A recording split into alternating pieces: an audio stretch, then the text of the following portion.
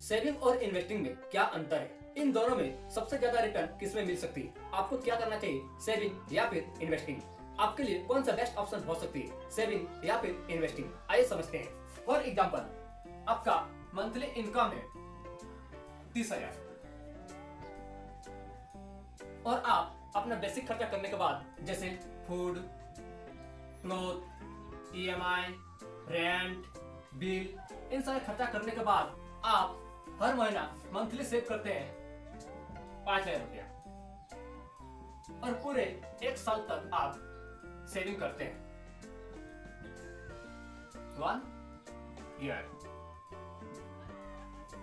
तो देखिए, आपका एक साल बाद सेविंग होगा 12/60 मतलब 60,000 रुपया। आप एक साल में 60,000 रुपया सेविंग करके रखें। तो देखिए, हर साल इन्फ्लेशन मतलब कि महंगाई 6% बढ़ रही है। तो इस हिसाब से आपका 60,000 के वैल्यू धीरे धीरे घट रही है। यहीं पर अगर आप इन्वेस्टिंग करते तो आपका पैसा के वैल्यू बढ़ सकती थी। इन्वेस्टिंग देखिए, मान लेते कि आप हर महीना मंथली इन्वेस्टिंग कर रहे हैं 5,000 और इन्वेस्टिंग में आपको एनुअल इंटरेस्ट मिलती है। तो अप्रोक्स यहाँ पर मान लेते हैं इंटरेस्ट 10%। यह आप पर डिपेंड करती है कि आप कहाँ पर इन्वेस्टमेंट कर रहे हैं। उस हिसाब से आपका एनुअल इंटरेस्ट बढ़ती है और घटती है। कहीं 10%, 12%, 15%, 20% तक मिलती है। तो आप पूरे एक साल तक इन्वेस्टिंग करते हैं 1 ईयर। तो टोटल इन्वेस्टमेंट 12/60,000। एनुअल इंटरेस्ट 10% के हिसाब से 60,000 का मिलेगा 6,000। Total value 66,000। देखिए, आप इन्वेस्टमेंट किए 60,000, एक साल बाद आपको 6,000 ज्यादा मिला। इस हिसाब से आपका एक साल बाद 66,000 हो जाएगा। लेकिन आप सेविंग कर रहे हैं, अपने घर पर अपना पैसा सेविंग करके रख रहे हैं, तो आपका एक साल में 60,000 सेविंग की, लेकिन आपका इन्फ्लेशन बढ़ रही है 6 से 7%। तो इस हिसाब से आपका पैसा की वैल्यू धीरे धीरे कम हो रही है। लेकिन अगर आप इन्वेस्टमेंट करते हैं तो आपका पैसा की वैल्यू इंटरेस्ट के हिसाब से अच्छा खासा रिटर्न देखने को मिल सकती है। तो ये डिफरेंट होता है सेविंग और इन्वेस्टमेंट पर। आपको थोड़ा सा नॉलेज आ गया कि इन्वेस्टिंग करने से ज्यादा प्रॉफिट होती है। तो चलिए अगला स्टेप में समझते हैं कि आप ऐसे जगह पर इन्वेस्टमेंट कर रहे हैं और सेविंग कर रहे हैं जिससे आपका अच्छा खासा रिटर्न देखने को मिल सकती है। तो आइए समझते हैं। देखिए, अब आप यहाँ पर बैंक पर सेविंग कर रहे हैं तो आपको कितना इंटरेस्ट मिल सकती है। आप सेविंग अकाउंट, आप बैंक पर सेविंग कर रहे हैं। सेविंग मान लेते हैं कि आप 5 लाख रुपया सेव किए, ठीक है। तो बैंक आपको एनुअल इंटरेस्ट देती है 2%, 3%। तो यहाँ पर हम 5% मानकर चलते हैं। एनुअल इंटरेस्ट 5% और पूरे 10 साल तक आप सेव रखते हैं 10 ईयर। तो total saving amount 5 lakh. Annual interest 5 lakh का 5% होती है। इंटरेस्ट आपको 10 साल में 5 लाख का 5% रिटर्न मिलती है 8,26,649 रुपया। टोटल सेविंग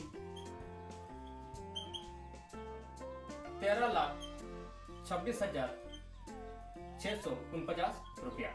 तो देखिए, आप बैंक पर सेव किए 5 लाख रुपया, आप सेविंग की, तो बैंक एनुअल इंटरेस्ट देती है 2-3%। तो यहाँ पर हम 5% मान के चले। तो आप पूरे 10 साल तक आप सेविंग किए। सेविंग अमाउंट 5 लाख रुपया, 5 लाख का 5% एनुअल इंटरेस्ट होती है जो आपको 10 साल बाद रिटर्न मिलती है, वह 8,26,649 रुपया। टोटल सेविंग अमाउंट आपका 10 साल बाद रिटर्न मिलेगा 13,26,649 रुपया।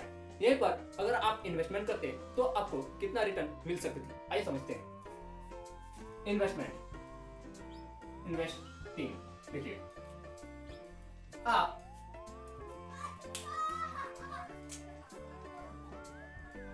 इन्वेस्टिंग 5 लाख रुपया इन्वेस्टिंग किए, मैंने इन्वेस्ट किए। देखिए यहाँ पर एनुअल इंटरेस्ट अच्छा खासा मिल जाती है, जैसे स्टॉक मार्केट, म्यूचुअल फंड, यहाँ पर आप इन्वेस्टिंग किए तो मान लेते कि मार्केट के हिसाब से यहाँ पर इंटरेस्ट देखने को मिलती है 10%, 12%, 15%, 20%। तो हम यहाँ पर मान कर चलते हैं 12%, और पूरे आप टाइम पीरियड 10 साल तक इन्वेस्टमेंट रखते हैं। Total investment 5 lakh. Annual interest 12% के हिसाब से 5 लाख का 10 साल बाद रिटर्न मिलेगा। इंटरेस्ट 43,23,147 रुपया। टोटल वैल्यू 48,23,147 रुपया। देखिए आप सेविंग के 5 लाख रुपया 5% से हिसाब से बैंक आपको एनुअल इंटरेस्ट दे रहे हैं, तो आपको 5 लाख का 10 साल बाद रिटर्न मिला, वो है 13,26,649 रुपया। मतलब कि आपका इंटरेस्ट बना 8,26,000। लेकिन यहीं पर अगर आप इन्वेस्टमेंट करते हैं तो आपको काफी ज्यादा रिटर्न देखने को मिल सकती है। जैसे आइए समझते हैं। देखिए आप इन्वेस्टिंग के 5 लाख रुपया, एनुअल इंटरेस्ट यहाँ पर 12% मानकर चलते हैं, पूरे 10 साल तक आप इन्वेस्टमेंट रखें।